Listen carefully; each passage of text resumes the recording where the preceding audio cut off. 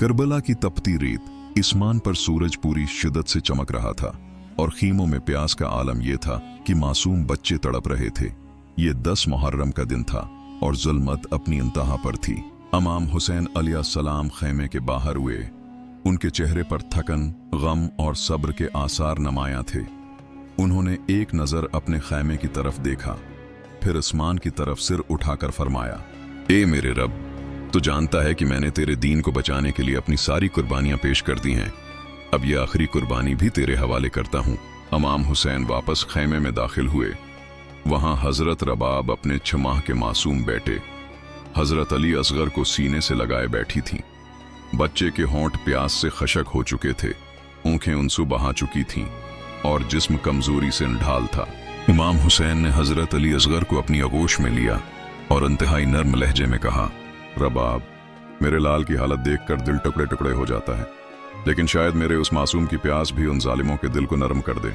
रबाब ने लरजते हुए हाथों से अपने बेटे को इमाम के हवाले किया और आंखों से बहते उनसे रोके बगैर कहा, मौला, अगर मेरा अली असगर भी दीन इस्लाम के लिए कुर्बान हो जाए तो मैं फख्र से कहूंगी कि मैंने भी करबला में अपना सब कुछ दे दिया।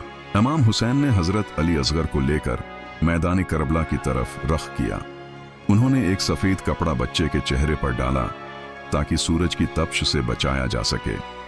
जब वो मैदान में पहुंचे तो अपने हाथों में बच्चे को बुलंद किया और पुकार कर कहा, ए यजीदी लश्कर वालों, अगर तुम्हें मुझसे दुश्मनी है तो हो, मगर इस 6 माह के मासूम बच्चे का क्या कसूर है? अगर तुम समझते हो कि हम पानी के हकदार नहीं तो कम इस बच्चे को तो एक कतरा पानी दे दो।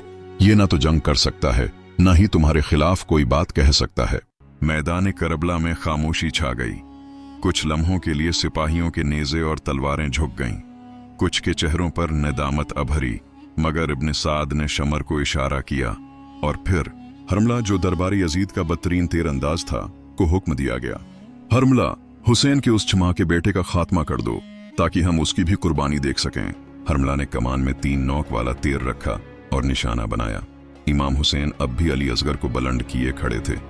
उन्हें शायद उम्मीद थी कि दुश्मन के दिल में रहम जाग जाएगा, लेकिन तीर चल गया और वो तीर इमाम हुसैन के हाथों में मौजूद हजरत अली असगर के निन्हे से गले को चीरता हुआ गुजर गया। एक लम्हे के लिए वक्त थम गया, सूरज छिप सा गया, खीमों में चीखें बुलंद हो गईं। इमाम हुसैन ने अपने हाथों को देखा जो खून से भर चुके थे। उन्होंने मासूम लाशे को अपने सीने से लगाया, आंखें बंद की और आसमान की तरफ मुना करके कहा, ऐ परवरदिगार, ये तेरी बारगाह में सबसे छोटी कुर्बानी है, इसे कबूल फरमा। वो मासूम बच्चा जो ना बोल सकता था, न चल सकता था, इज हयात इस्लाम की सबसे बड़ी दलील बन गया। इमाम हुसैन ने खैमे की तरफ वापसी का रख किया। हजरत रबाब खैमे के दरवाजे पर खड़ी थीं। इमाम के हाथ खाली नहीं थे, मगर दिल टूट चुका था।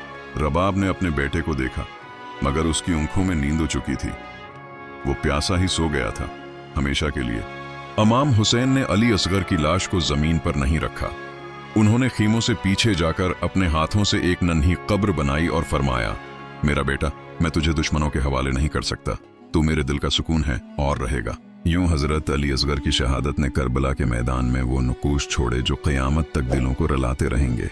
ये सिर्फ एक शहादत नहीं थी, बल्कि इंसानियत पर होने वाले जुल्म का ऐलान था। और हजरत अली असगर, जो सबसे छोटे थे, वो क़यामत तक सबसे बड़े बन गए।